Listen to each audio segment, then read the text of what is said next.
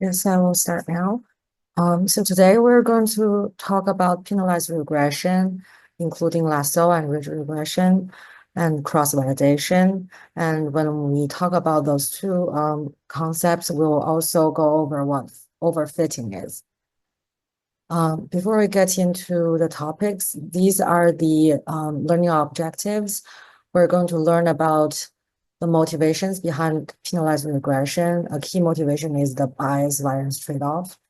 And then we'll learn how to implement them, how to interpret the output, how to make predictions, and how to use cross-validation for penalized regression. We'll also learn about the concept of stability selection, which is a very useful concept in the in variable selection, and we'll go over the overfitting concept in this process. The case study is the same as before, but we're going to use more predictors. So this is the list of all of the markers, spell markers we get from the BAMA essay. And I'm going to keep all of them, the variable names in here, in this variable. And I'm also going to group them by their types. So I group them in 4 measure groups, and we'll use one group for the illustration purpose here. And in the next week's lecture, we'll also use the group for PC regression. So this is how I'm going to pre-process the predictors. I take all of the predictors and do a standardization of the antibody markers, those markers.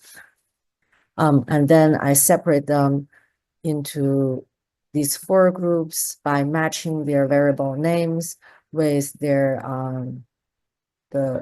this is trying to match the key string in the variable names and separate them into the 4 groups.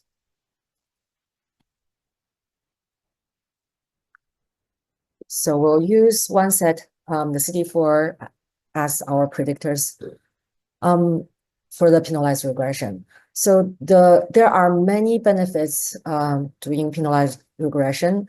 The first motivation is to avoid overfitting, especially when you have a large number of predictors. This is an example I used to use for undergraduate students. So what is overfitting? Suppose you're trying to design a dress for all women of height 5'4". That's my height. And I just Googled, found one celebrity, Britney Spears, that had the same height. So I use her as the training data. And the predictors would be the measurement at different locations, such as waist, shoulder, sleeve length, all those circumferences. So those are your predictors, and you will use those predictors to customize your dress. The more locations you try to customize, the better fitting your dress will fit Britney Spears, your training data. But it may not be that fitting for all of the women of height 5'4". If you do too good a fitting for Britney Spears, it may not suit the general population anymore. So you would want to choose the key locations, the key features for women of 5'4", and use those features as your predictors instead of using all of the features. You don't want to overfit your training data Britney Spears so that you have a bad fitting for your general population.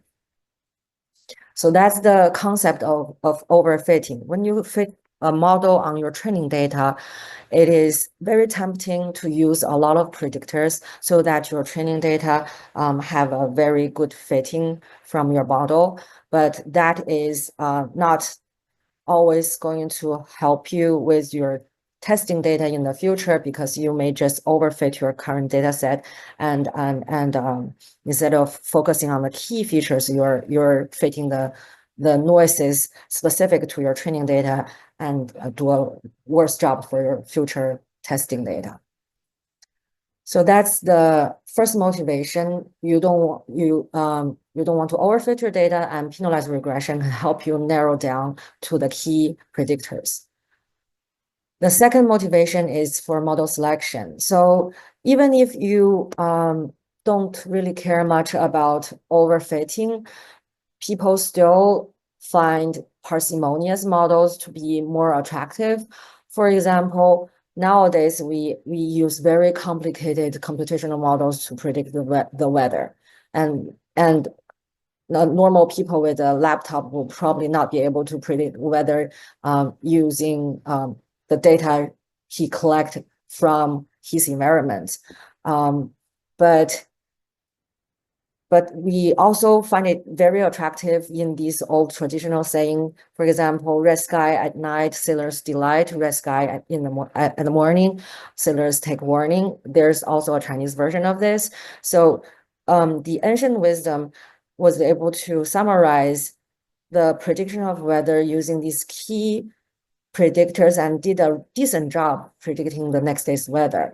These super parsimonious models, although not very accurate, still have their value, especially in situations when the lack of computational resource is present. So the rule of thumb type of models, the parsimonious models, is always have their value, and penalized regression help you to fit a parsimonious model that is easily interpretable. The third motivation is for high-dimensional regression. So the linear regression and logistic regression we talked about in the previous two lectures, they cannot be run if you have more predictors than the number of samples. This kind of situation is very commonly seen. For example, if you have a big assay with hundreds and thousands of markers, for example, RNA-seq, or the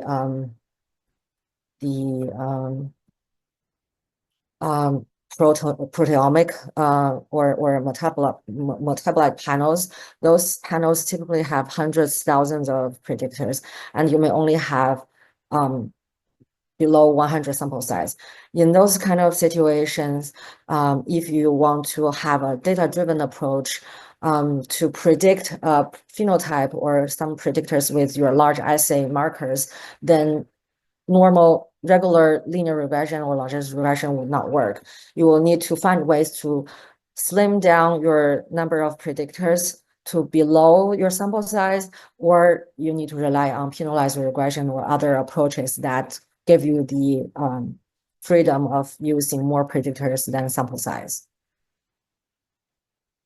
And the last motivation behind penalized regression is the bias variance trade-off. This is more statistical jargon than you will probably expect from this session. So we'll first consider but I still think this is very important for people to understand what is the bias, what is the variance, and what is our overall goal. So I will still go from this trade-off description. So suppose we try to estimate a parameter beta.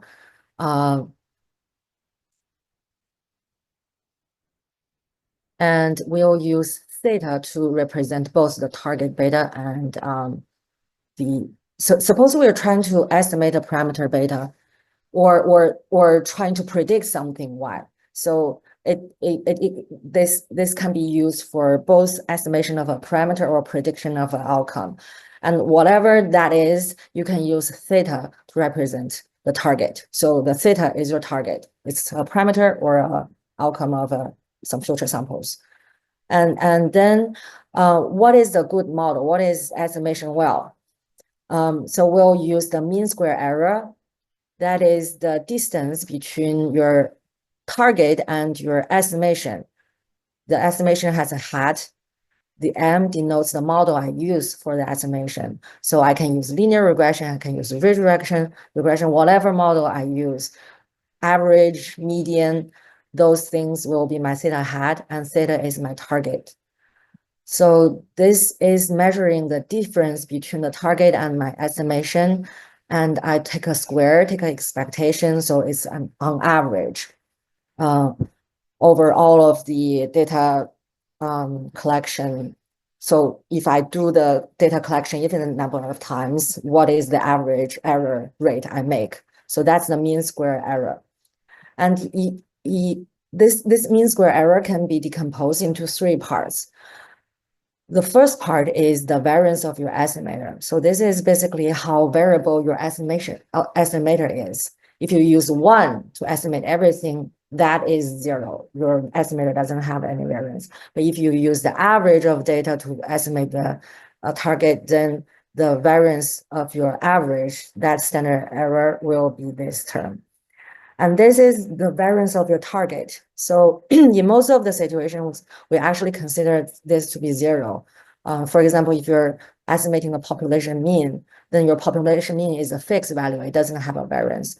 But if you're trying to predict a future sample, that future sample is a random variable, that thing may have a variance. So this disappears depending on whether you're estimating a parameter or predicting some outcomes. And this term is the bias. So the bias is defined as how far your if you do infinite number of experiments under the same setting, and for each experiment you have an estimated parameter theta hat, then on average, how different it is from your target. So if you use, for example, number 1 to estimate your target, then the difference between 1 and your target will be the bias. And you may underestimate your target, you may overestimate your target. That underestimate amount is the bias. So basically the accuracy of your prediction can be decomposed into how well your model is, how variable your target is, and how variable your model is, how variable your target is, and how much devious, like the how different system, what is the systematic difference between your target and your estimate. And this we cannot control for it, but these two are the things that we can control depending on what model we use to estimate the target. So the linear regression that we used earlier is actually going to make the bias term 0. So on average, your estimation is around your target, but it doesn't mean that it always minimizes the overall error, because when you make this 0, this is actually not very small, and there are other models that can make this and this combined, the variance and bias combined, to be smaller. So I'm going to give you an example of estimation of the population mean. Suppose I have 100 samples from normal distribution, and we want to estimate the mean parameter. So we all learned from undergrad that the old friend estimator average is the go-to choice. So let's see if we can change the average to become something better. Suppose I define another estimator that is a proportion of the sample average. So what will be the mean square error of my magical estimator? If you look at the target is a fixed target, the population mean, so that doesn't have any variation. The variation of my magic estimator is going to have the alpha in there, and also the sample variance, the population variance in there. So this is the normal distribution's variance. This is the proportion I chose for the magical predictor, estimator. And this is going to be the variance of my magical estimator. And since we're using a proportion of the average, you can probably already guess that this is going to underestimate your mu. So the bias of the estimator is the difference between my magical estimator and the target, which is not going to be zero. So my magical estimator is biased. It's constantly underestimating my mean. And then if I look at the MSE of my future prediction, so this is trying to predict a future sample. So that sample will actually have the mean square error. That's if you use some linear algebra, it will come down to these two terms. So the first term is going to be the variance of my magical estimator, and the last term is going to be the bias of my magical estimator. So these two together becomes the mean square error, the overall accuracy of my prediction. So the overall magical predictor has this is going to be dependent on the value of alpha. If I have alpha equal to 1, which means I'm using sample average directly, then there will be no bias and this variance will be large. If I use alpha equal to 0, then I'm using 0 to estimate everyone. I'm using 0 to estimate mu, then that will give me 0 variance, but a large bias. So if you plot this whole term as a function of alpha, it will be this shape. So the red will be the mean square error. It's a summation of the blue one, that's the variance, and the green one, that's the bias. So if you have alpha on this end, this means I'm using sample average, then the bias is 0, but the variance is high. On this side, if I use 0 to estimate mu, then I have 0 variance, but a very high bias. And somewhere in between, I actually have a minimum of the mean square error that has a good trade-off between the bias and the variance. So for this specific data sample, using half of the sample average is actually going to get the smallest mean square error. So if we actually allow ourselves a little bit of bias in our estimation, we can get a huge reduction in the mean square error. The reason why we still use the average in our undergraduate textbooks was because we really value the unbiasedness of the predictors. So in those scenarios, we mostly cared about eliminating the bias. We didn't really care about the mean square error. And the sample average is the best estimator you can get when you assume no bias. Any questions?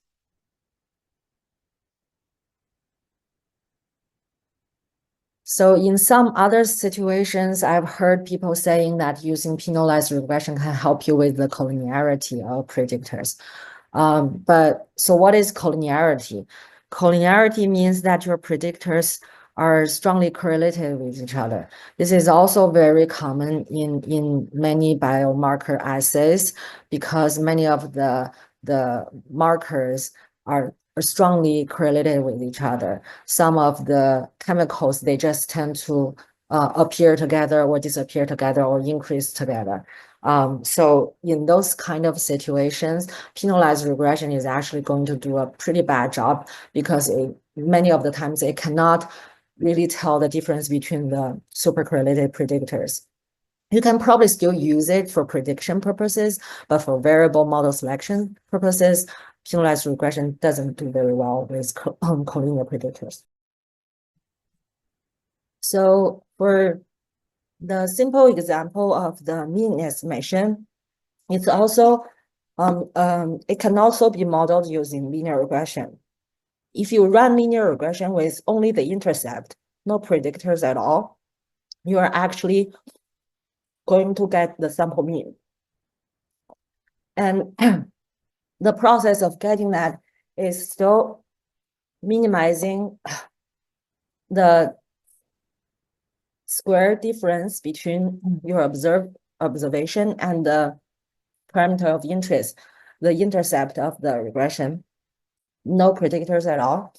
So this is the least square that we're going to minimize. The square, sum of squares, we're going to do the least square on. And if you find the optimum of this equation, you will actually get sample mean. So least square, similar as a sample average, is going to give you unbiased estimators like this. But if you allow some biasness in there, you can actually get a smaller mean square error for the estimation of the mean. So the way to do it is to, instead of minimizing the least squares, the sum of squares alone, we're going to add a penalized term. This is saying that I'm minimizing the sum of squares and also asking the beta to be shrinked to 0. So I'm minimizing both. In that way, my beta 0 will be shrinked towards 0. The magnitude of beta 0 is penalized here. And if you minimize this whole thing together, you will get the estimation of beta 0 as a proportion of the sample mean. That proportion is going to be determined by your sample size and the tuning parameter, lambda here. The lambda is called the tuning parameter, the penalized parameter in the penalized regression setting. So you can see that this is directly connected to what we have earlier for the magical predictor, the estimator. We are using a proportion of the sample average to estimate the intercept of that regression with no predictors. And of course, if you plot this, the bias and variance of this predictor, and this time against alpha, against the lambda tuning parameter, instead of the whole proportion parameter, you will get a similar graph where the red line is the mean square error, combining both bias and variance. And the if you choose lambda equal to 0, that means you're just using the most common least square, the linear regression estimation. You will have 0 bias, but very high variance. And if you use lambda, that's super, super large. If your lambda is super large, then minimizing this whole thing is basically minimizing the second term. And that will give you a beta 0 that's actually very close to 0. So you're using 0 to estimate the intercept. A super large lambda will shrink your estimator very close to 0. So you don't have any variance, but a very high bias. And somewhere in between, we'll have a good balance, a trade-off between the bias and the variance. So what is the lambda or alpha that's best to choose? It really depends on what your data says. So let's go back to the expression of the mean square error. It has these two terms. And if you rewrite it, this mean square error is basically a function of alpha, right? This is a quadratic function, like we see here or earlier. And you can take a derivative of this function against that tuning parameter alpha or lambda. Here we're using alpha as an illustration. So this quadratic function is going to be minimized at this value when alpha is this whole chunk. So what is the interpretation? If you look at the mu, that is your signal strength. That is how far your data is away from 0. That's your signal strength. The sigma square is the variance of the data. So that's the noise level.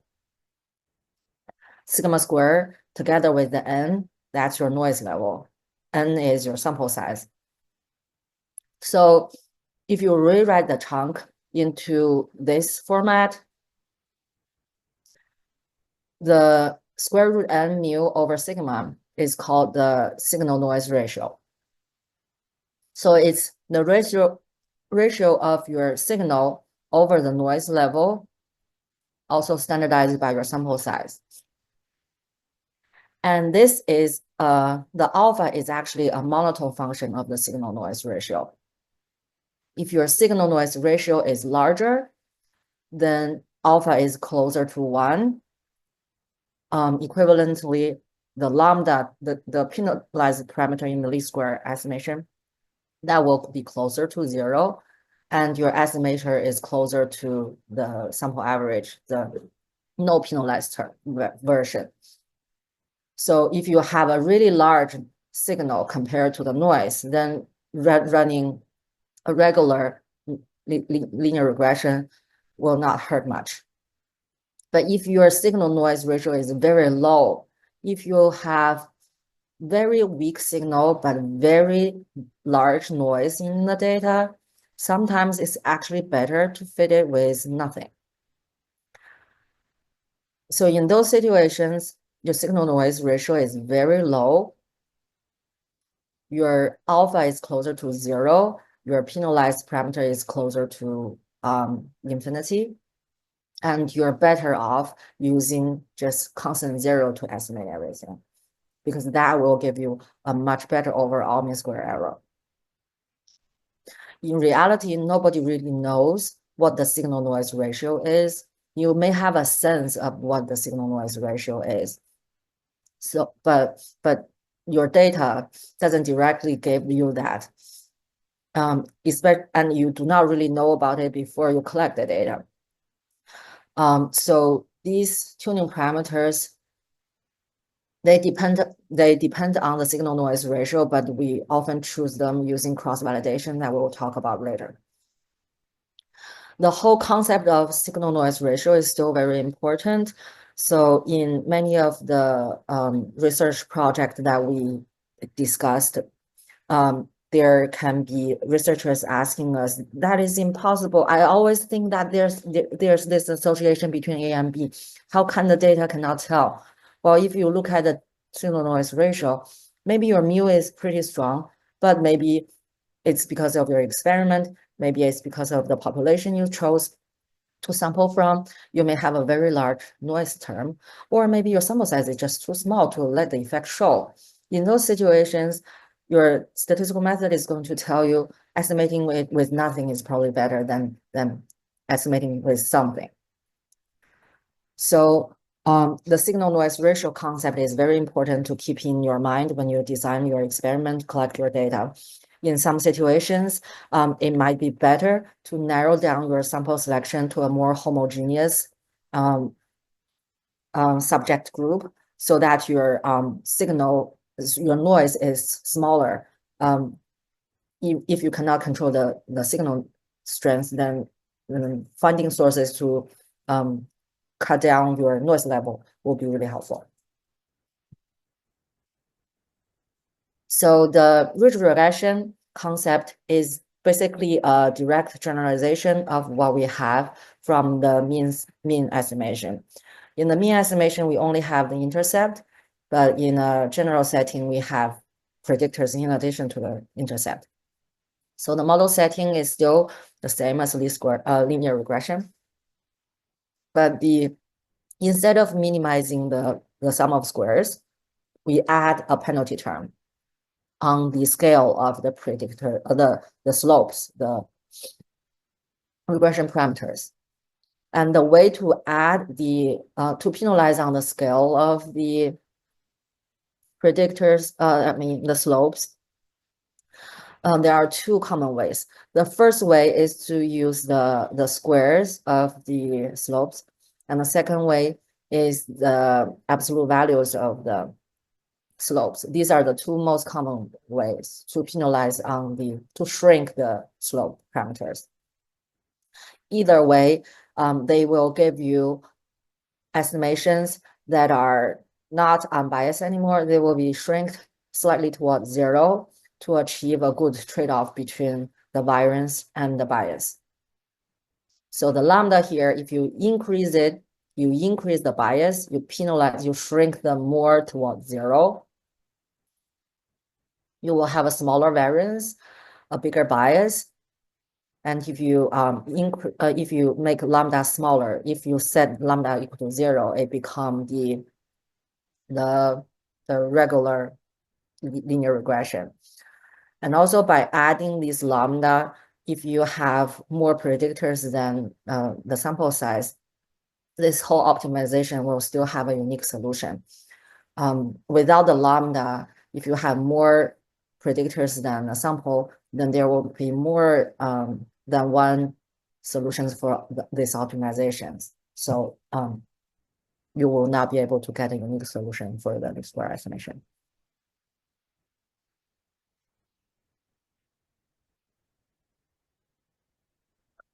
The comparison, so between the first one, this is called the ridge regression, and the second one is called the lasso regression. The difference between ridge and lasso is that they use different penalty terms. This is called L2 penalization. This is called L1 penalization. And there are several key differences. For the ridge regression, it's going to keep all of the coefficients non-zero. So very likely you will end up with all of the betas to be estimated as non-zeros. For lasso, some of your betas will be shrunk to 0 exactly. So lasso has the added benefit of doing variable selection for you. If your predictors have a coefficient that is shrink to exact 0, then that predictor is basically dropped from the modeling. So the variables selected are the variables have non-zero coefficients. Lasso can be used for variable selection, give you a sparse solution, a parsimonious model, but ridge regression cannot give you that. On the other hand, lasso can only have at most the number of predictors same as your samples. So if you have 10 samples, then at most you can have 10 predictors in lasso regression, but ridge regression can keep all of them. There is also another thing called the elastic net. That is a combination of the two penalty terms. So you will actually have L1 penalty and L2 penalty together, and there's a weight alpha that weight between how much you want to put on the L1 and how much you want to put on L2. The elastic net has the benefit of both ridge regression and lasso. You can select variables, so you will end up with a parsimonious set of predictors. You can also keep more than more predictors than your sample size, which is the benefit compared to lasso. But the implementation is more complex because now you have two tuning parameters. One that is trading off the bias and variance, and the other one alpha is putting the weights between ridge and lasso penalty. So the cross-validation to choose the tuning parameters will be slightly more complicated. In the practical applications, I often see people just set alpha equal to half or a pre-specified value, and they only tune the use cross-validation to choose the penalty term, the lambda value. So in your in R to implement the penalized regression, either with ridge or lasso or elastic net, you can use the function GLM net. So the whole penalized regression under the hood requires the predictors to be standardized. We will not go into details about why, but GLM net will do the standardization of the variables for you and then reverse back. So when you look at the regression outcome, you don't need to worry about whether they're standardized or not, because it already did it for you and reverse it back for you. But if you use alternative implementations for penalized regression, you need to double check if that implementation do the predictor standardization for you. And if you're not sure, it's always safer to standardize your predictors before you put them into the model. The reason is that if you have predictors that are very different in scaling, For example, if you have one of them measured in centimeters, the other one measured in kilometers, then they will have very different scale and very different scale for their regression coefficient as well. So one of them will be in the 1,000 and one of them will be in the 0.01s. And if you penalize those two coefficients in the L1 or L2 terms, you're actually penalizing more on the coefficient in the thousands. And you don't want to do that because that is just an artificially introduced imbalance because of the scaling of the variables. You want your variables to be scaled in the same way so that their regression coefficients are roughly in the same scale. And when you penalize them, they're penalized equally.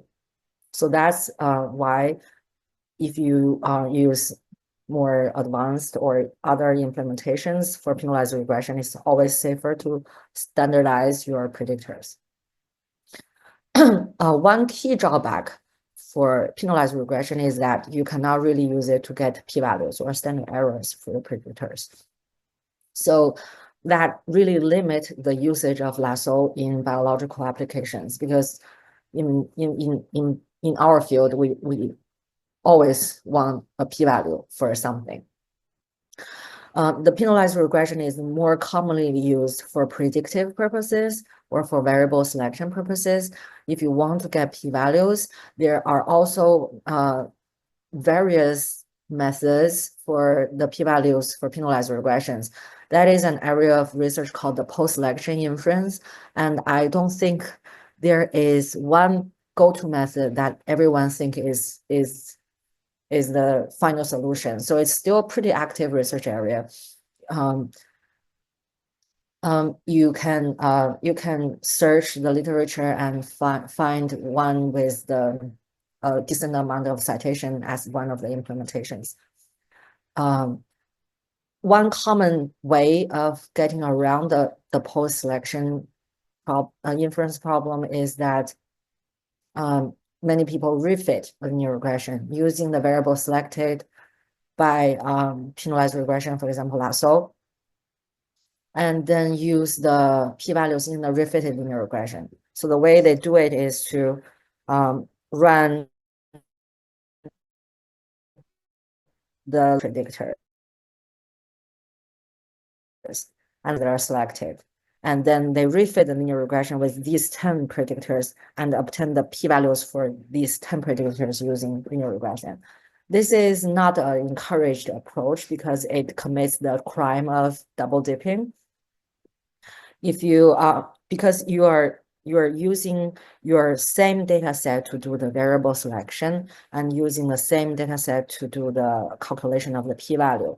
When you calculate the p-value using the 10 selected parameters, the linear regression didn't account for the uncertainty involved in the variable selection process.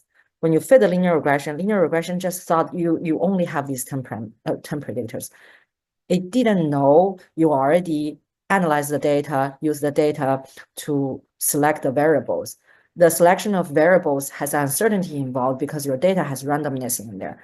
When you do another collection of the data, you may end up with a different set of predictors. That uncertainty is not accounted for in the calculation of p-value in linear regression. So when you refit a linear regression, after variable selection, you're double dipping and your p-values are not very reliable because it underestimates the uncertainty involved in this whole two-step process. So I generally recommend against refitting linear regression after variable selection, but similarly for stepwise regression, backward or forward stepwise regression, those p-values are quite unreliable. But if you want to do it for prediction purposes, there's still value in the refitting process. And we'll talk about that because using the concept of training and testing data split, we'll cover that in the cross-validation. So if you have a good split of training and testing data, using your training data to do whatever you want and then evaluate your model on the testing data, then you do not have the double dipping problem. So that's all the theories about penalized regression. To implement penalized regression, we'll use the gamma data we have, and suppose that we use the CD4 variables to predict the IgG variable. This is just for illustration purposes. Many of you probably do not want to do such a regression and do not think this is meaningful, but this is just one way to illustrate the process using our available data. All the markers, the CD4 markers, are predicting the IgG level. So this is how I set up the formula. You can also use the same codes, the paste function. If you do not use the collapse, it will actually connect everyone together. But if you use collapse, it will put a plus sign between the string, the variables you put together. So this is doing automatically the summation of 24 variables. You do not have to copy paste yourself. And then this is showing the linear regression output. For this specific example, we still have enough sample size to estimate all of the coefficients.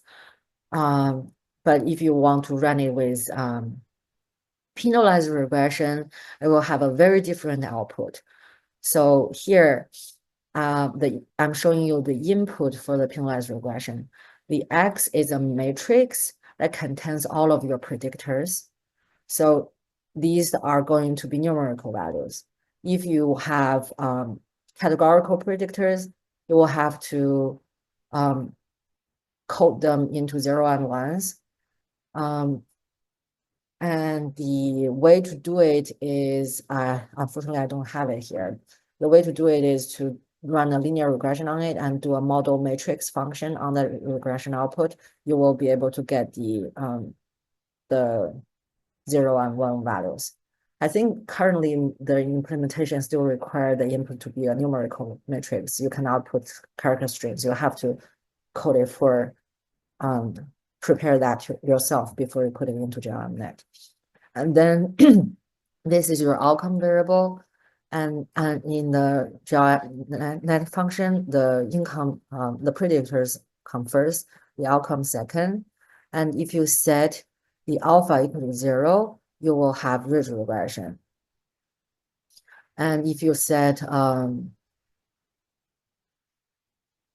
alpha, by default, alpha is set as 1, it will give you lasso. And if you set alpha equal to 0.05, this is one option of the elastic net. So it will give half of the penalty from lasso and half from ridge regression. And after you fit the model, so GLMNet is going to fit a penalized regression with a range of lambda. Lambda is the penalized tuning parameter. It's not going to choose it for you in one run. It's actually going to fit it for a range of that value. So here we're showing the result from ridge, lasso, and elastic net. On the x-axis is the log transformed lambda value. So the larger it is, the more the parameters are shrunk to 0. And you can see that for all of them, if larger lambda will give you more zeros or the regression coefficients are shrinked more towards 0. But for ridge regression, it's a gradual process. So they're not going to become exactly 0 unless you choose like a super infinity lambda. They're gradually approaching 0. For lasso, you see them actually jump to 0 suddenly. For example, this blue parameter, it jumped to 0 after this lambda. So if I eventually choose a lambda that's log lambda that's -6, it will not contain this variable. It will only contain the variables that are not shrunk to 0 yet. So if I choose lambda that's log lambda that's -3, then I will only have like about 3 parameters remained in the model. So lasso, this is the path of lasso penalized term, and elastic net is a combination of those two. So the shrinkage will also jump to zero at some point, but it is more smoother. It's smoother compared to lasso. It's more of something in between. So that's the estimation using penalized regression, but we do not really go into what specific lambda we choose. So we still do not have the final solution yet. We need to decide what lambda to use and what is the final estimate for our regression coefficients. What is the final set of selected selected variables? How to choose them? So theoretically, that best choice of lambda depends on the signal noise ratio. When you have large noise, you want more zeros. When you have a large signal, then you would probably go very close to the least square estimation. In practice, we're actually going to use the most common way to tune the parameter is to use cross validation. 5-fold, 10-fold, we'll leave one out cross validations. The goal is to give you the smallest out of sample prediction error. So we'll go into details for that later. The penalized regression here is illustrated using the continuous outcome, and you can do the same thing for logistic regression. So the philosophy is the same. When you minimize something for the logistic regression, that minimized thing is the likelihood. So logistic regression is obtained by minimizing the likelihood instead of the sum of squares. And for penalized logistic regression, you add the penalty term on top of the likelihood. So that will, well, it's the minus log likelihood, but the likelihood in minus log likelihood in replacement for the sum of squares. But the philosophy is the same. You can either use lasso or ridge, combine that to the logistic regression. And for implementation using R, you will also use the same function. So here I'm setting up the formula, regression formula, and this time I'm using the HIB at 28 week as the outcome. That's a binary outcome, the same set of CD4 predictors. And this is just a regular logistic regression output. And the output for penalized logistic regression is similar to the linear version. You will have ridge, a gradual reduction to zero. For lasso, a jump to zero, and for elastic net, more of something in between. And the input for GLM net will be similar to before. And instead here you have a family equal to binomial to tell R that you're running a binary outcome. So it will run logistic regression for you.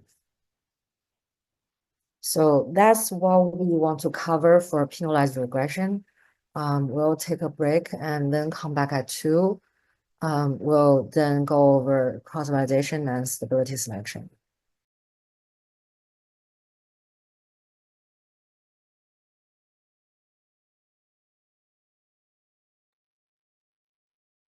So for this part of the lecture, we'll go over the very useful concept of cross-validation.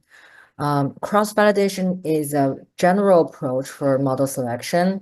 It can be used for many scenarios. Penalized regression is one of them, and we'll use penalized regression to illustrate the usage of the concept of cross-validation.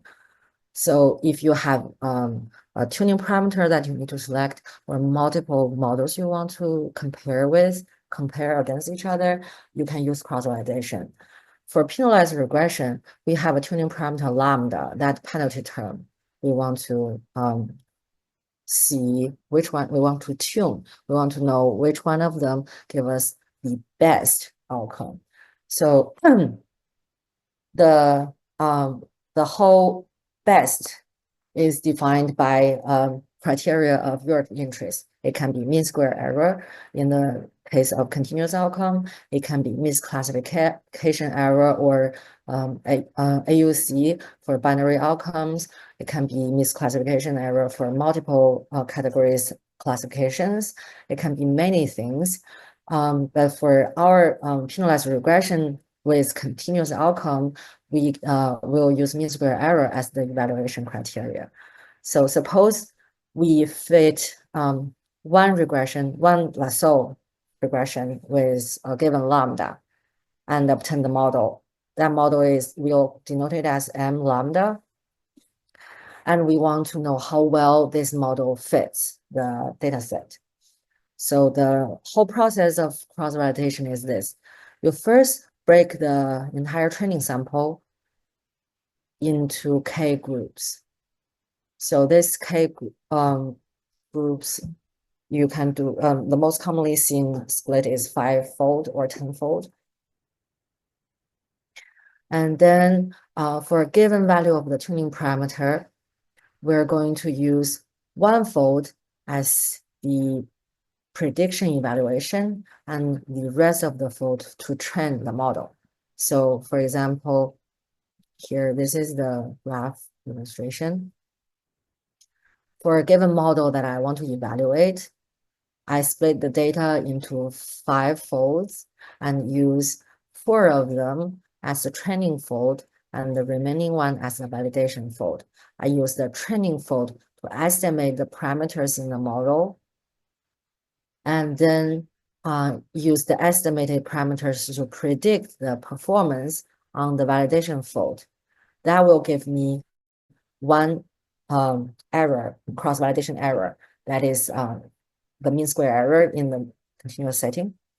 And then I will do it for the second fold. I will recycle each fold as the validation fold and use the remaining ones as training fold. So all of the samples will be used as the validation fold once. And they will all equally contribute to the overall evaluation criteria, the cross-validation error. So in the lasso setting, the model will be the lasso with a given lambda. So for a given lambda, I'm going to run lasso on the training fold, use the estimated betas, the coefficients, to predict the outcome on the validation. I will get my estimated y, my y hats, and then calculate the difference between my observed y and my estimated y. That difference will go into error 1.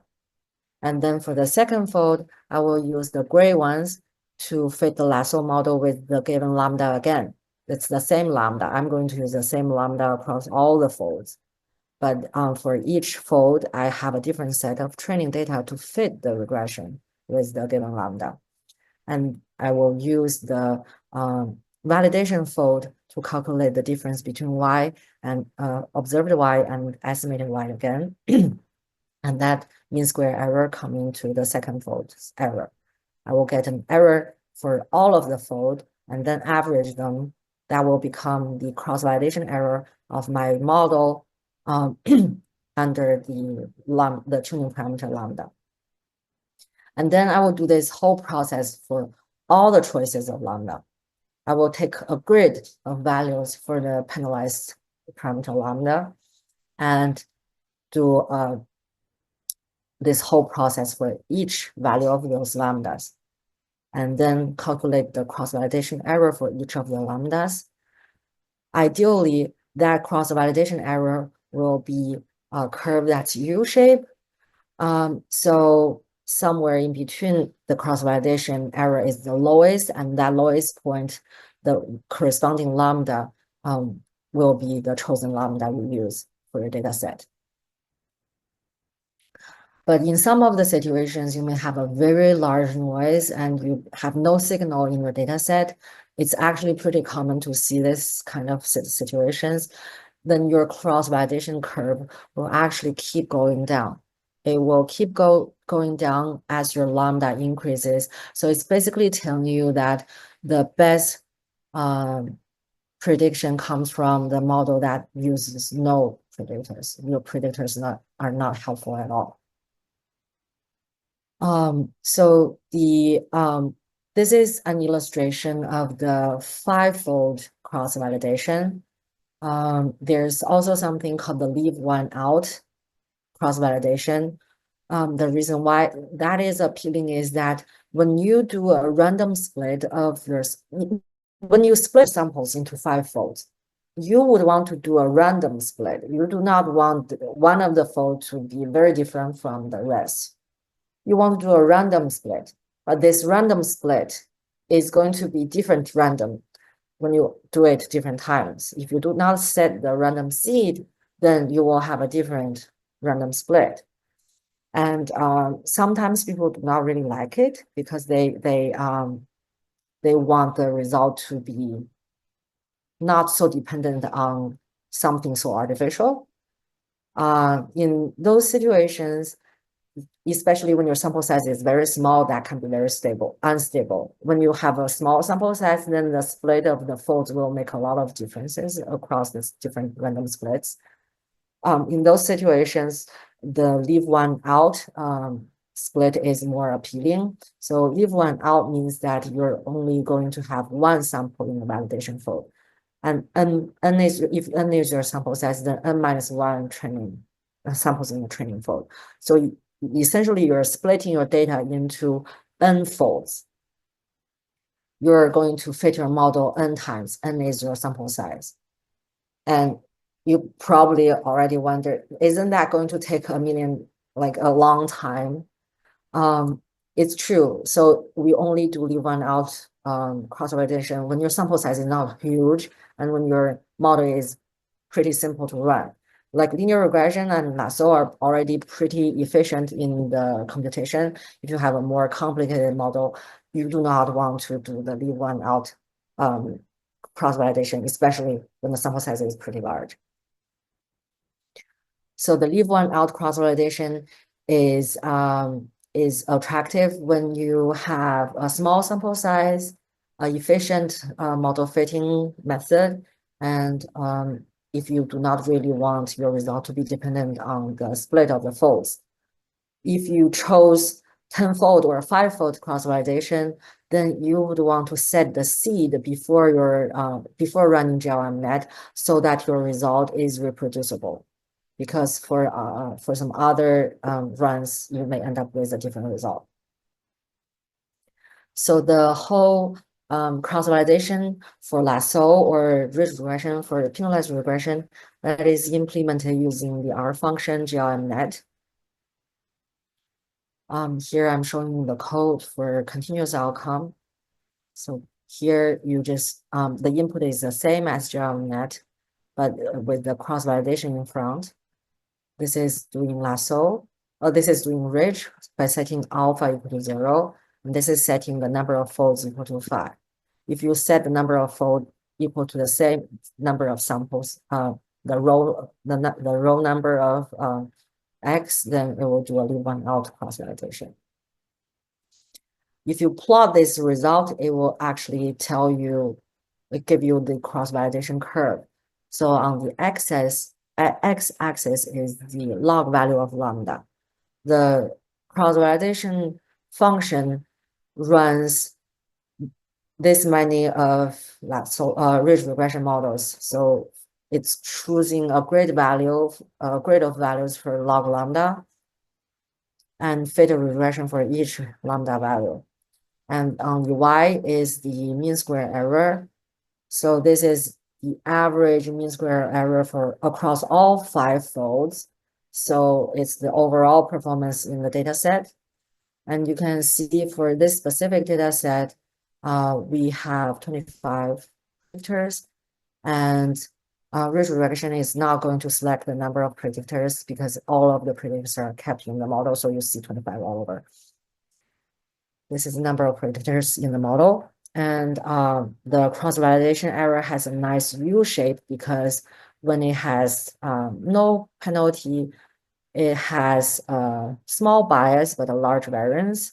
When it has a large penalty, it has a large bias but a smaller variance, and somewhere in between, this is a good trade-off between the variance and the bias. This means that we have some signal in the data set, so we're better off not fitting it with zeros. So this is the chosen lambda.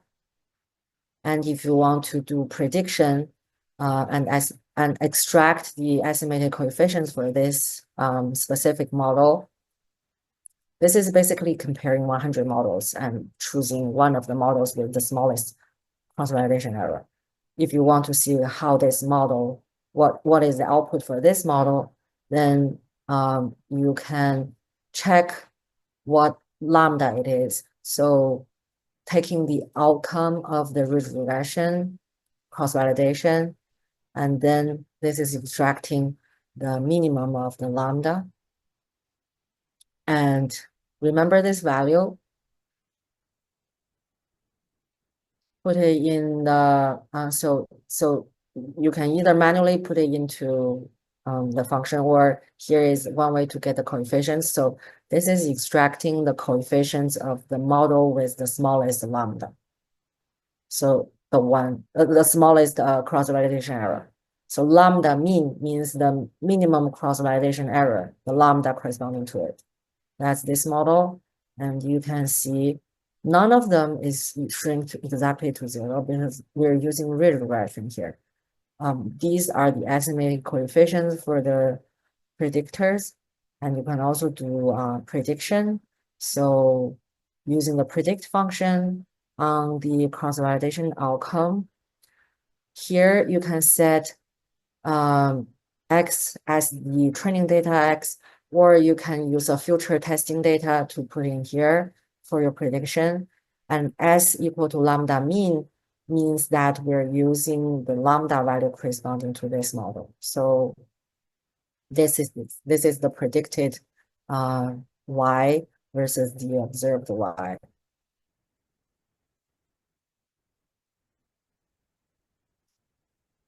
And if you do it with lasso, then it's a different story because some of the variables will be shrunk exactly to zero. So here I'm also specifying 5 folds, but by default, if you don't specify alpha, it will give you lasso regression. And this is the cross-validation curve. On the top, you can see the number of predictors remaining in the model. So at the very beginning, there are 24.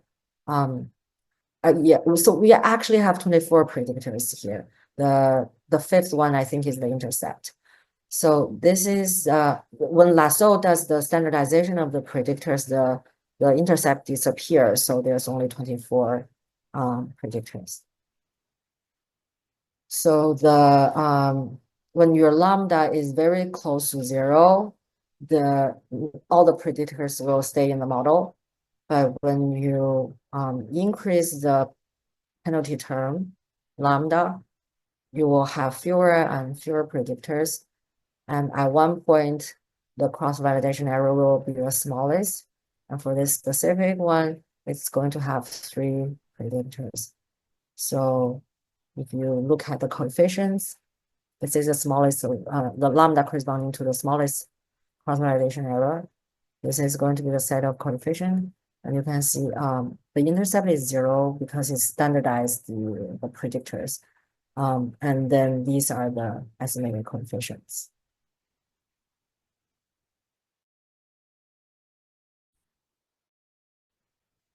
And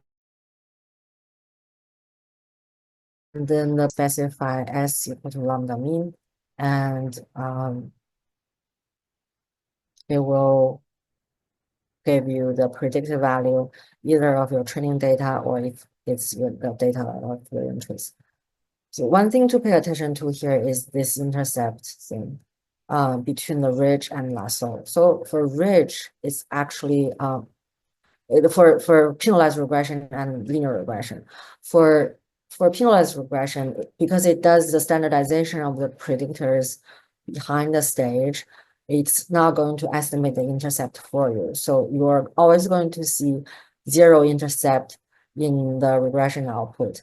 It doesn't mean that if you reverse back to the scale, the original scale of your predictors, your intercept is 0. also. That intercept can be manually calculated by looking at the mean. The average of outcomes and the predictors is not in the scope of this lecture because you don't really need the intercept in most of the cases. But intercept equal to 0 is not strange because this is the result of standardization of the predictors and the outcome.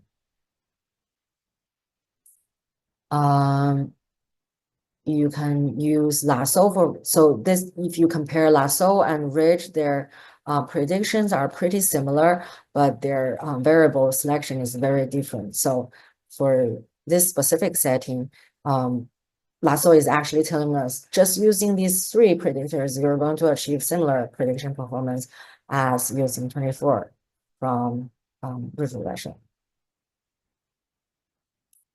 And you can do the similar thing for binary outcome with logistic regression. So here is a rich version of logistic regression where we use the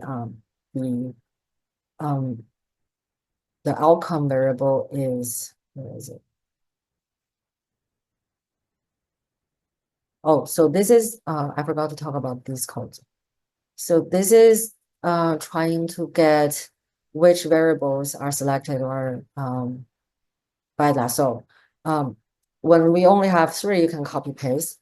If you have more, then it's better to have an automatic way to get them. So here I'm taking out the slope.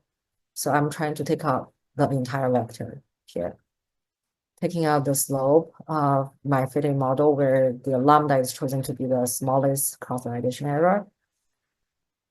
And I'm removing the intercept. And you can then set, you can then ask which one of them is not equal to 0, and then print out the variable names for these non-zero coefficients. For logistic regression, the implementation of GLMNet is similar. Instead of using mean square error as the evaluation of the model, it's going to use something called the negative deviance. So that is a concept related to the likelihood, the maximum likelihood estimator. So it's basically a way of saying how your data deviate from your model of binomial distribution. So it's another way of evaluating how well your model fits your data with logistic regression. You can think of it as an analog of the mean square error. So the implementation of GLMNet is going to use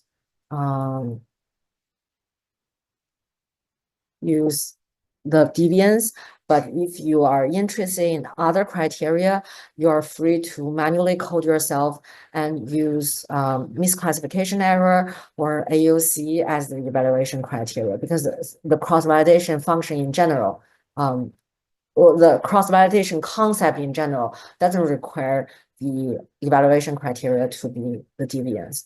It's just in the implementation of GLMNet uses the deviance. So here we're I don't remember where I set the binary outcome, but the binary outcome is somewhere earlier. So the binary outcome is the HIV status at 28 weeks. So we're going to run it with cross-validation of penalized logistic regression. So here is the ridge version with alpha equal to 0. And all of the variables are staying in the model. This is where the best model fit is according to the cross-validation error curve. On the Y, you can see this is deviance instead of mean square error. And this is the best lambda. This is the estimated coefficients for the logistic regression penalized version, the ridge regression version. And doing prediction is similar. You can either do a prediction of probability or do a prediction of the log odds. But the probability version is the most commonly used one. So you would want to specify type equal to response here to get the predicted probability. So in this specific data set, we have the observed infectious status 0 and 1. The prediction is going to be a probability, and we can use box plot to evaluate the accuracy. So you can see overall the predicted probability is lower for the uninfected subjects compared to the infected subjects. So the direction of the fitting is reasonable. And you can also use lasso version of the penalized of the logistic regression by setting alpha equal to 1, which is default. Remember to set family equal to binomial to make it logistic regression. And here is the best lambda. It's going to give us about 4 predictors. So this is the best lambda, and this is the eventual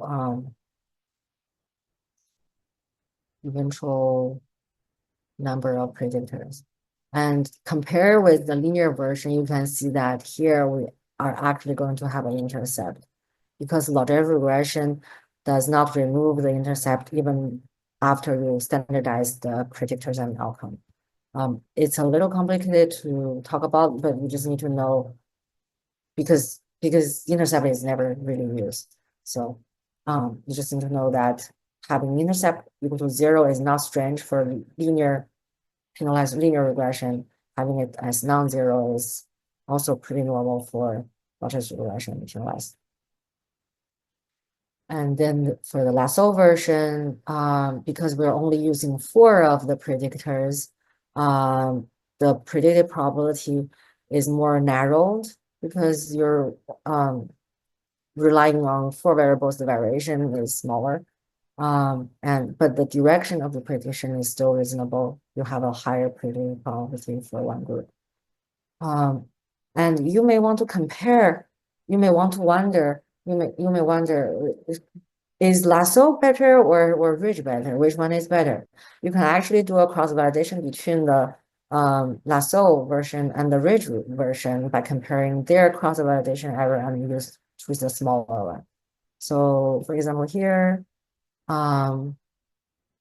this is around 0.9 for lasso. For the ridge version, it's lower. Well, it's also around 0.9, so they're comparable. Maybe slightly smaller for one of them if you really need. I think they're comparable. So you can actually use cross-validation to compare two entirely different estimation methods, ridge versus lasso, or random forest versus penalized logistic regression. Because cross-validation doesn't really care what you use to fit the model. It's only going to, the only thing that matters is that you split the sample in the same way for your different models, and you use the same criteria to evaluate how well the model performs. So for prediction here, we are also going to use the predict function. And you can also do it for elastic net by setting alpha equal to some value between 0 and 1. And similarly, the cross-validation curve is going to tell you how many variables are remaining in the model. And you can see for this time, elastic net is definitely something in between lasso and ridge regression, selecting 7 variables. And the predicted probability is also somewhere in between. So that is the cross-validation for penalized regression. In the next lecture, we're also going to talk about using cross-validation for principal component regression. Basically, cross-validation can be used to compare any methods, models. The key is to have the same split of the samples. and the same criteria for goodness of fit. For continuous outcome, the most common criteria is mean square error.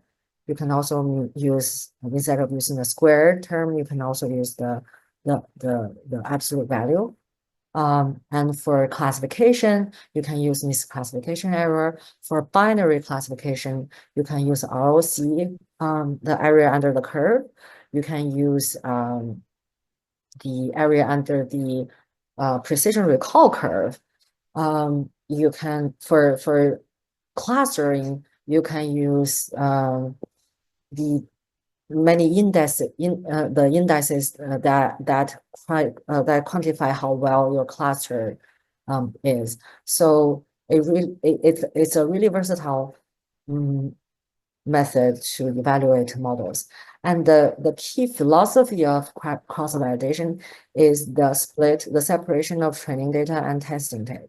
So when you do the split of the training fold and the validation fold, you are going to make sure whatever your model fitting is not going to overfit, because if you overfit the training data, then your validation error is going to be high, and your model is not going to be chosen by the cross-validation process.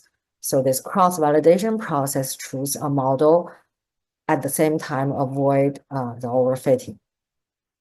If you, in general, when you try to estimate something, when you try to especially do a prediction performance, you would want to do a splitting of the training and testing to make sure your prediction accuracy is not over exaggerated.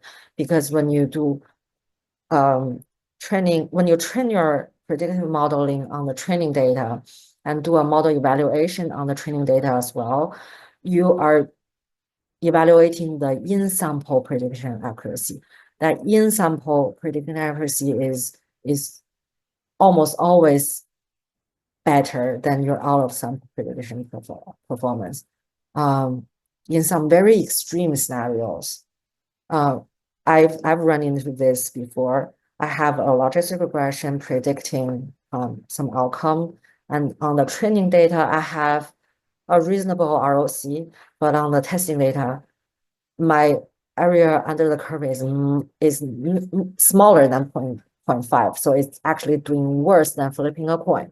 And when I look at the box plot of the predicted probability versus the observed probability on the error on the testing data, it's actually reversed. There are situations when you actually use predictors to do a worse job than flipping a coin. If you do a proper separation of the data, randomly split your data into training and testing and evaluate the performance on the testing data, that accuracy is more reliable because you know there's no double dipping. You're not using the same data for model fitting and for prediction purposes. So overfitting is best avoided when you train the data and evaluate the data using two separate data sets that is from the same population. Of course, you can do it with different populations. For example, I have my training data from before the pandemic, and my testing data is after the pandemic. And I'm sure for many of the studies, this kind of sampling will introduce some systematic biases. And if you use the if you split your training data and testing data in this way, your evaluation is also off. So you want to randomly split your training and testing data so that they are essentially homogeneous. They are from the same population. Is there any question for cross-validation?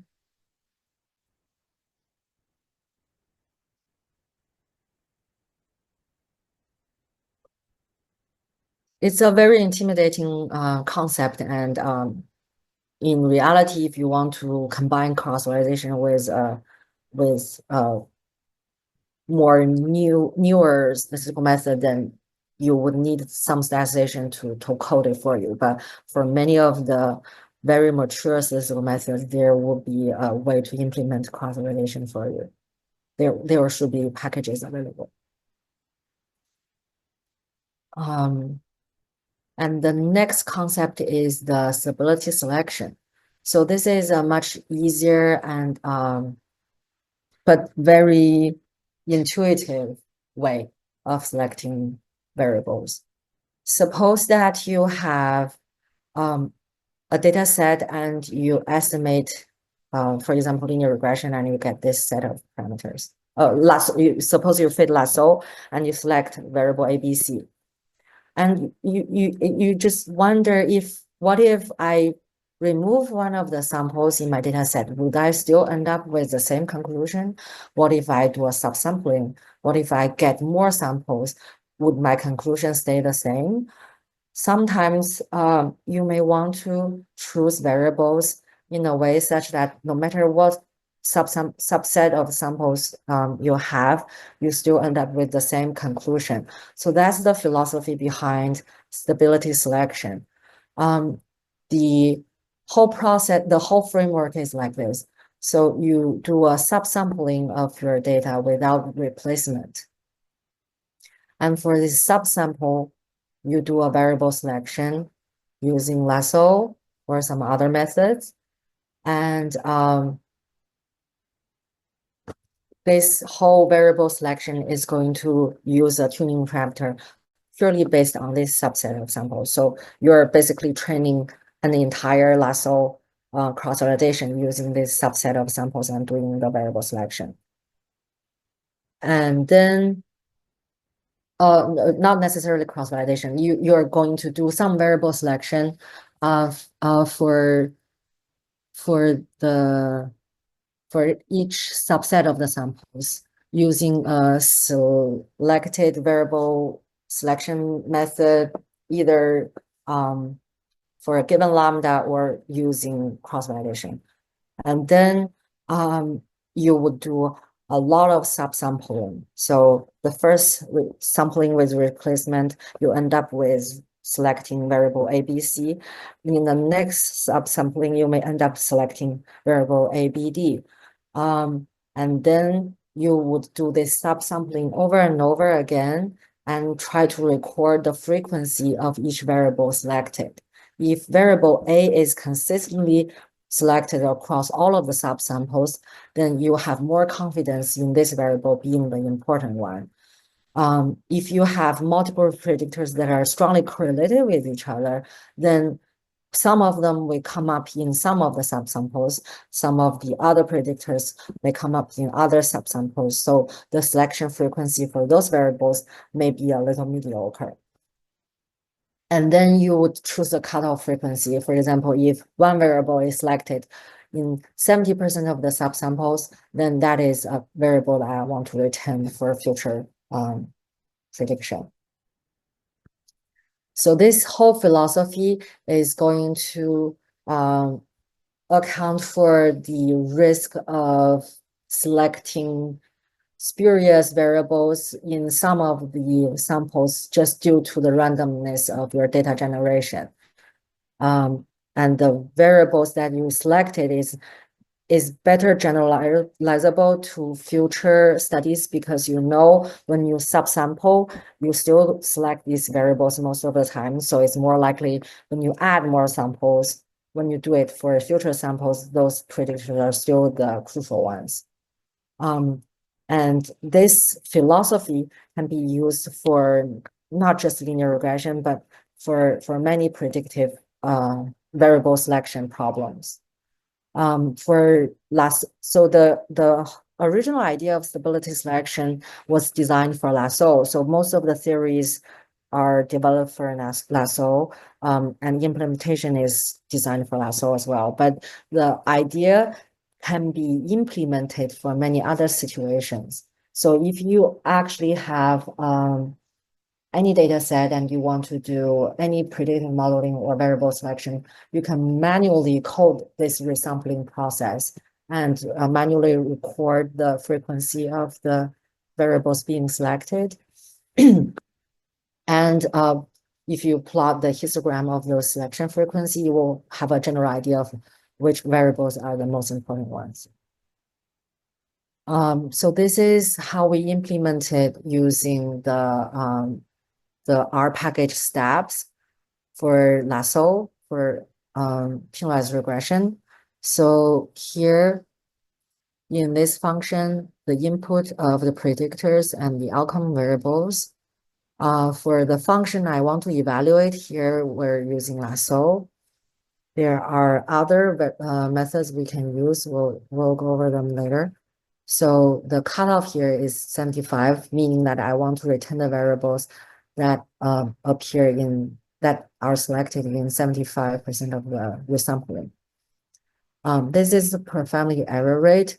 This is an error rate we want to control for in running stability selection.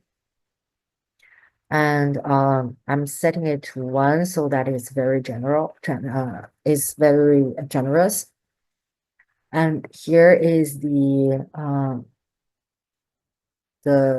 among all of the variables, what is the selection frequency? So the 75 is here, it's apparently too high. So for this variable here, it's selected about half of the time. So when I do the subsampling of the data set, about half of the time, this variable is going to be selected. And then these are the second and third. And it basically give you an idea of how important each predictor is across all of the sampling. So this is one alternative way to select variable compared to cross-validation. This is mainly focusing on the stability of the variables, while lasso is mainly focusing on the prediction error. And you can choose the cutoff, and a different cutoff will give you a different false negative and false positive. But in general, you can use stability selection as a way to rank the importance of your predictors if you are not happy with any of the cutoffs. Any questions? You can do the same thing for penalized logistic regression. It will also be a good way to rank your variables by importance.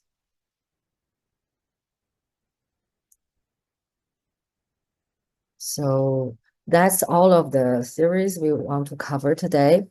And we also have some time left, so we're going to go over how to run these codes in R. Early on, I made a comment that for the input of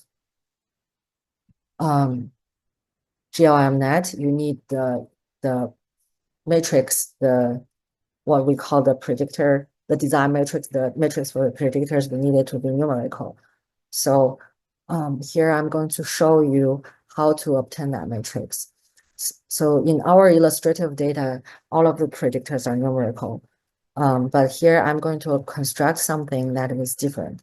For example, suppose my predictors, I'm going to have X matrix, X data frame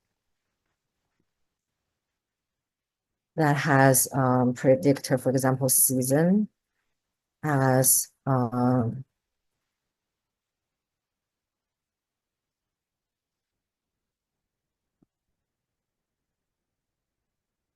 spring, summer, fall, and winter. And I repeat it 10 times. So that's my season. And suppose I have temperature. Yeah, sure, just temperature. I will just randomly draw them from a normal distribution around, say, 70,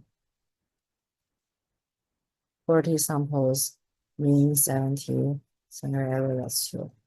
So if I look at this data frame, it will have two predictors, one for season and one for the temperature.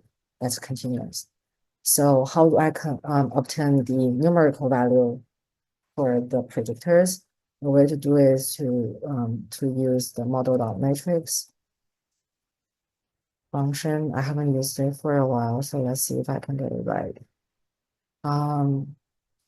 So the formula will be season plus temperature, and the data set is the X frame, and we'll put in the X new matrix.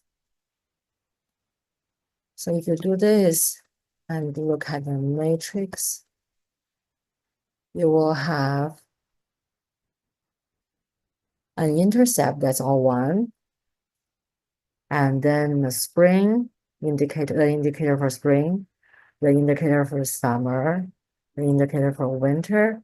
Where is fall?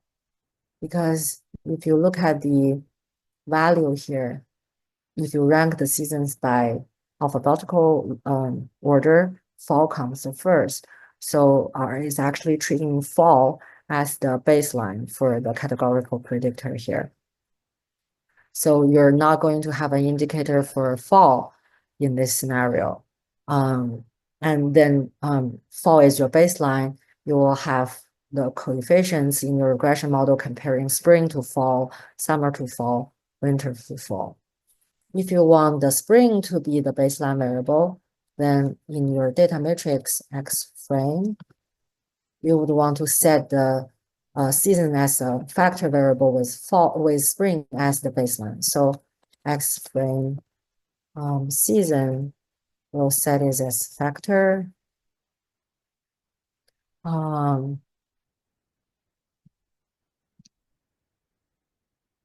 And levels equal to spring, summer,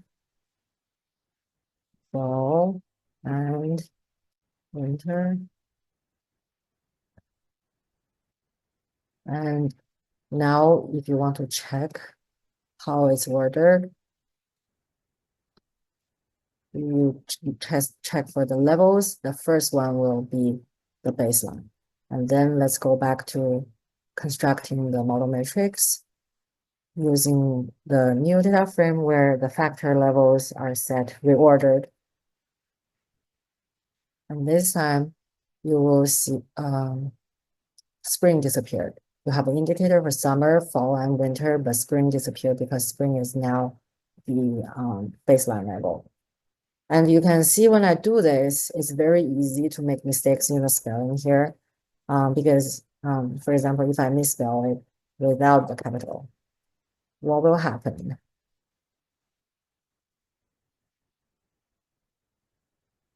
And if you look at the value here, winter is disappeared because I misspelled when it's setting the factors. It doesn't see winter with the lowercase. So the winter with the, it doesn't see winter with the capital case in the levels I set. So capital letter winter disappeared. It's going to be set as NA. So that is a mistake I made. It's pretty costly if you do a model setting with this.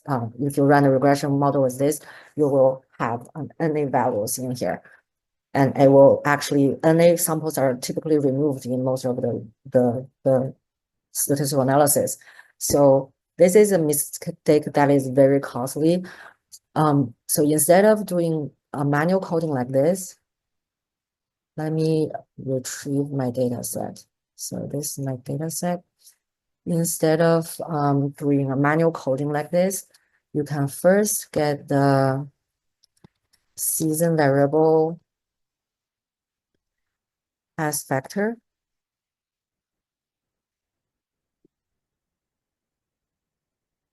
Oh, sorry. Season. And then check the level of this factor. You now see the order is not something you want. Then you can do a factor of that variable again. And this time you you store these levels in a new vector. For example, my levels are this vector, and you can now reorder it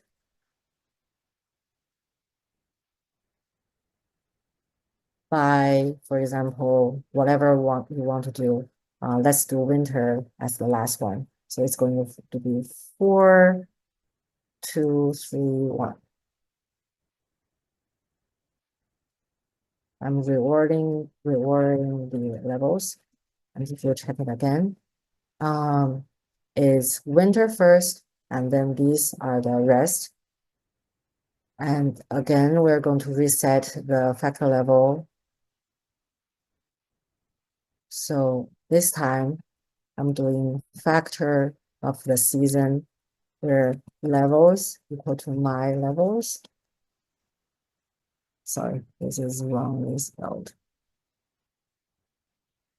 And now if you check the season variable, it has winter as the first one. And constructing the model matrix here again.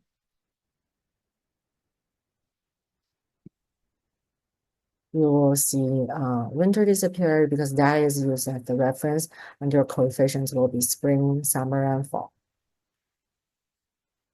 So this is like a supplement to what we had earlier for the categorical variables when we didn't have time to go over the codes. And after you construct your model matrix here, you can then use this as the input for GLMNet. So all of your predictors will, so for example, I will simulate some variable that is not dependent on X at all. So this is basically saying that none of my predictors is useful for my response. And then let's see what will happen when I run GLMNet. I will run lasso first. So fit lasso is CV GLMNet. I'll put X matrix first, Y second. By default is lasso. And I need to, I think the number of, well, oh, it's 40 samples, wrong number of samples. Okay, so if I look at the cross-validation curve,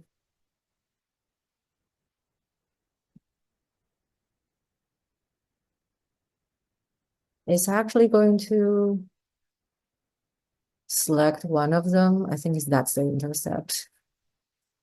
Let's see. Coefficient of fit lasso. And what is the syntax?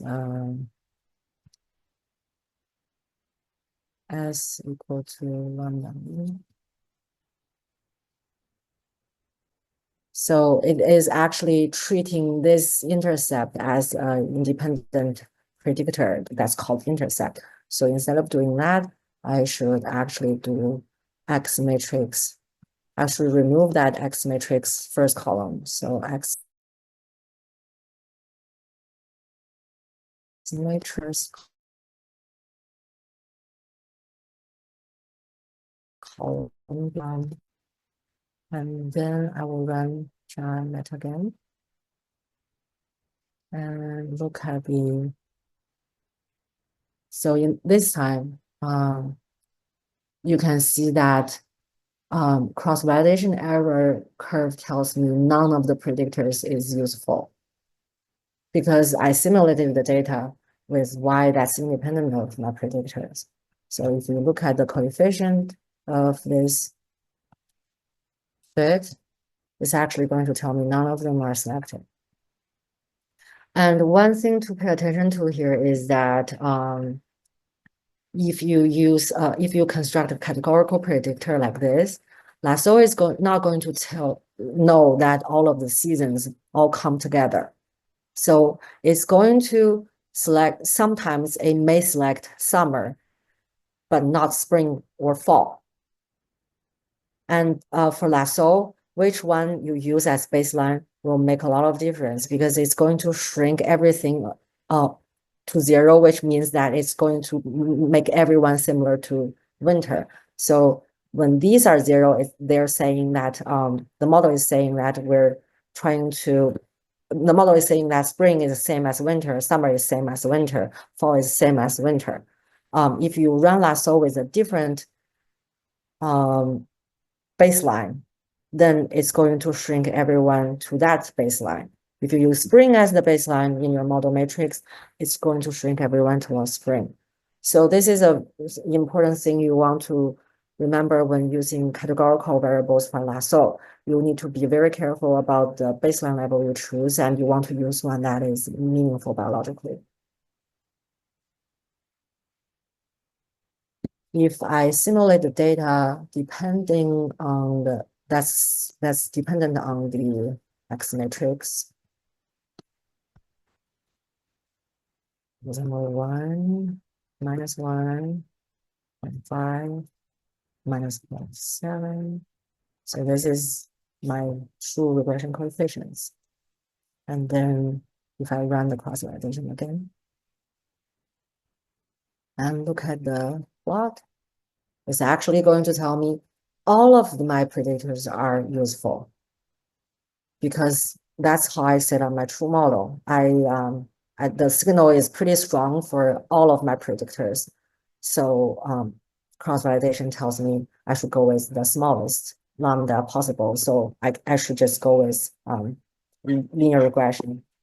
If I simulate the data with one of the predictors being useful and the others not so much,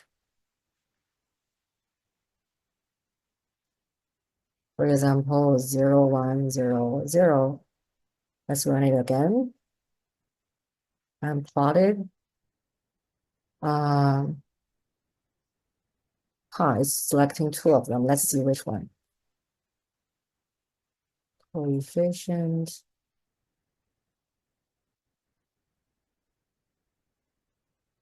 Is equal to lambda mean. So it's choosing summer, which is the biggest one. But this is just the beauty of randomness. If you do it again, it's probably going to do a different thing. Let's see. And if I make the noise much larger,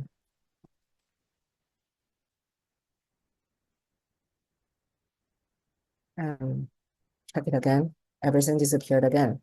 So my signal here is still 1, but this time I make my noise level much larger, and you see all of them disappear again. So your lasso fit is going to really depend on how large your signal is and how large your noise level is.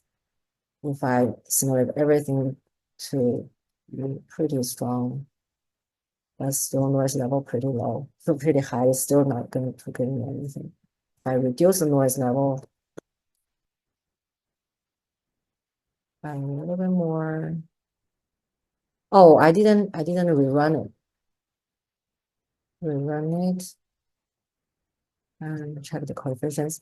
So this time, I have a reasonable noise level, a reasonable signal strength, and it's going to select the variables that are actually designed to be the relevant ones. So the whole beauty of lasso is to I think this is a very beautiful part of lasso is that you can observe the noise, the balance of signal noise ratio in the tuning parameter. And by looking at the cross-validation curve, you know when you have a large noise or when you have a large signal. So the cross-validation curve, when you have a large noise and no signal,